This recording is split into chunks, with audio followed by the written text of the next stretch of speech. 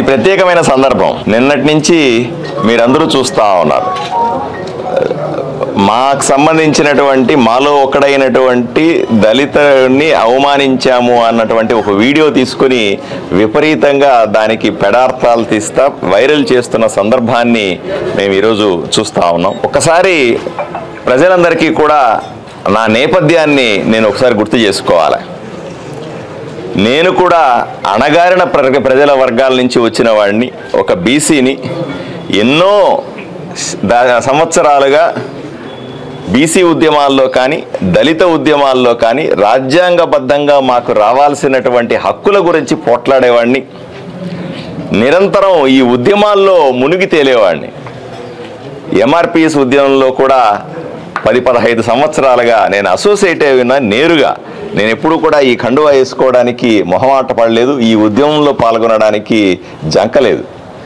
జేఎంబీఎం ఉద్యమంలో కూడా ఎన్నో రకాల దళితులకు సంబంధించిన సమస్యల మీద నిరంతరం అసెంబ్లీలో గళమెత్తడమైనా ఎక్కడ అవకాశం దొరికితే అక్కడ వీళ్ళ పక్షాన, మా అందరి పక్షాన నిలబడడానికి ఏ రోజు కూడా వెనుకాడిన వ్యక్తిని.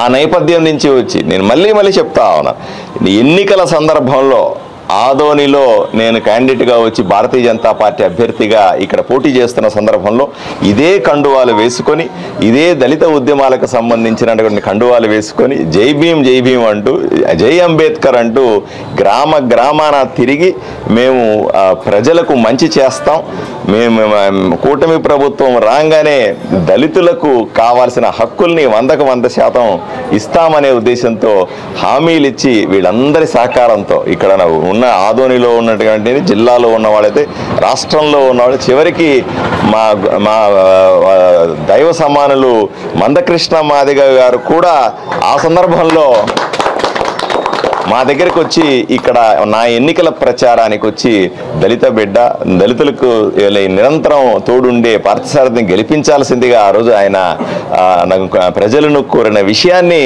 ఈరోజు సమాజానికి నేను గుర్తు చేస్తా ఉన్నాను. అటువంటి నేపథ్యంలో నుంచి వచ్చినటువంటి డాక్టర్ పార్థసారథి నేను ఈరోజు ఒక దళితుడిని అవమానిస్తానా అని సూటిగా ప్రశ్నిస్తాను. అట్లాంటి అవకాశమే లేదు అని నేను వివరణ ఇస్తా ఉన్నాను. ఆ రోజు జరిగిన సందర్భం వేరు. ఆ గ్రామంలో మేము వెళ్ళాం.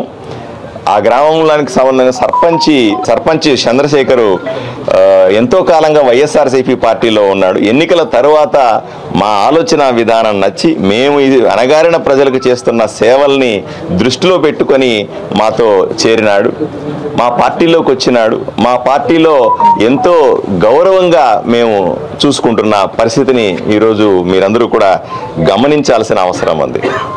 ఆ సందర్భంలో మేము గ్రామంలో వెళ్ళి గ్రామం అంతా తిరిగిన తర్వాత ఆయన దూరంగా నిలబడినాడు. మేము ఆలయం కట్ట మీద నిలబడినాం. అది దేవాలయానికి సంబంధించినటువంటి కట్ట, అది దాని మీద నిలబడినాం. ఆయన దూరంగా ఉన్నాడు, అర్థం కాలేదు. నేను చూస్తున్నా ఎక్కడున్నా నీ మనిషిని పక్కన చూస్తాను, లేడు ఎక్కడో దూరంగా జనాల మధ్యలో ఉంటే రావయ్యా అని పిలుస్తూ ఉన్నాం. పైకి రమ్మన్నాం. 2 సార్లు 3 సార్లు పైకి రానున్నా, పక్కన ఉండాల్సిన వ్యక్తివి నువ్వు అని పిలుస్తా ఉన్నాం. నాకు అనుమానం వచ్చింది, అతను ఏమన్నా వేరే మతాన్ని ఆచరిస్తున్నాడేమో, అందువల్ల దేవుడి కట్ట మీద నిలబడడానికి ఇబ్బంది పడతా ఉన్నాడా అని నేను ఆ దృష్టితో ఎంక్వైరీ చేస్తూ ఉన్నాను.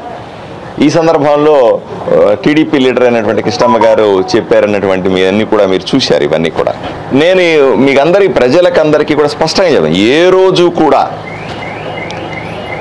అతను ఏ ఒక్క అణగారిన ప్రజల్ని, ఏ ఒక్క బీసీని కానీ, ఏ ఒక్క ఎస్సీని కానీ, ఏది ఒక్క ఎస్టీని కానీ, ఏ ఒక్క మైనారిటీ ఎవరిని కూడా కించపరచాలని కానీ తక్కువ చేసి చూడాలన్న ఆలోచన మాకు ఏ రోజు లేదు. అటువంటి రాజకీయాలే చేయలేదు. అంబేద్కర్ ఆశయాలని సాధించాలనేటువంటి పట్టుదలలో ఉన్నటువంటి భారతీయ జనతా పార్టీలో క్రమశిక్షణ కలిగిన కార్యకర్తగా ఉన్నాను నేను. నిరంతరం అంబేద్కర్ యొక్కటువంటి ఆలోచనల్ని సమాజంలో మార్పు తీసుకురావాలనే ఆలోచనతో పనిచేసేవాళ్ళం మేమంతా కూడా. ఎన్నో సందర్భాల్లో బిఆర్ అంబేద్కర్ గారి జీవిత కథని భారతీయ జనతా పార్టీ వైపు నుంచి ఎన్నో ఊర్లలో, ఎన్నో సభల్లో నేనుగా ప్రస్తావించిన వాడిని. ఇటువంటి ఆలోచనలు ఉన్నటువంటి క్రమశిక్షణ కలిగినటువంటి ఒక కార్యకర్తని, ఉద్యమ నేపథ్యం ఉన్నటువంటి ఒక ఉద్యమకారుణ్ణి, నిరంతరం అణగారిన ప్రజలతో ఉండి వాళ్ళ వైపు నుంచి ఉద్యమించే నాలాంటి వాడి మీద ఎవరో దానికి కావాలని వీడియో వైరల్ చేయడం, దాన్ని ఎడిట్లు చేయడం, చిలకలు వలకలుగా చేయడం, ఈ ఇబ్బంది పెట్టే ప్రయత్నం చేయడం, దాన్ని ఏదో అవమానం జరిగిందంటూ ప్రజలను రెచ్చగొట్టే ప్రయత్నం చేస్తా ఉన్నారు. ఇది స్పష్టం. నేను ఒక బీసీ ఎమ్మెల్యేనని తెలుసు, నిరంతరం ఉద్యమ స్ఫూర్తితో ఉంటానని తెలుసు. ఇవన్నీ తెలిసి ఏదో రకంగా బీసీలకు మధ్య ఎస్సీలకు మధ్య గ్యాప్ పెట్టే ప్రయత్నం ఏమైనా చేస్తున్నారా? ఇది కూడా ఆలోచన చేయాల్సిన అవసరం ఉంది. ఏది ఏమైనప్పటికి కూడా జరిగిన విషయాన్ని మాత్రం మీరందరూ వీడియోలు 1-4 సార్లు వీడియోలో చూడాల్సిన అవసరం ఉంది. నా ప్రమేయం లేనప్పటికి కూడా, నాకు అటువంటి ఆలోచన లేనప్పటికి కూడా, అటువంటి ప్రవర్తన లేనప్పటికీ కూడా నా సమక్షంలో జరిగిన దానికి నేను బాధ్యత వహించాల్సిన అవసరం కూడా ఉంది. జరిగిన సంఘటనల్ని పూర్తిగా ఖండిస్తూ, జరిగినటువంటి సంఘటనలో ఎవరి మనోభావాలు దెబ్బతిన్నా, మా సర్పంచ్ గారు నిన్నే మాట్లాడినారు కూడా, నాతో ఎలా ఉంటాడు, మా పార్టీలో ఎలా ఉంటాడు, మిగతా వీళ్ళందరికీ కూడా ఊర్లో ఉన్నటువంటి ఒకటి ఆలోచన చేయాలి. ఆదోనిలో మున్సిపల్ ఆఫీసులో ఒక జరిగినటువంటి అధికారిక కార్యక్రమంలో దళితుల కాళ్ళు కడిగి ఆ నీళ్లు నెత్తిన చల్లుకున్నటువంటి ఎమ్మెల్యే ఎవరన్నా ఉన్నారంటే చరిత్రలో, ఆంధ్రప్రదేశ్ చరిత్రలో ఒకే ఒక్క ఎమ్మెల్యే, అది పార్థసారథి ఎమ్మెల్యే, ఆదోని నుంచి ఎమ్మెల్యే అని గర్వంగా చెప్పుకునే ఉద్యమ సంఘాలు. ఇది నిజం. అలాగే నేను అసెంబ్లీలో మాట్లాడినా, బయట మాట్లాడినా, ఏ గ్రామానికి వెళ్ళినా సరే తారతమ్యాలు లేకుండా చేస్తాం.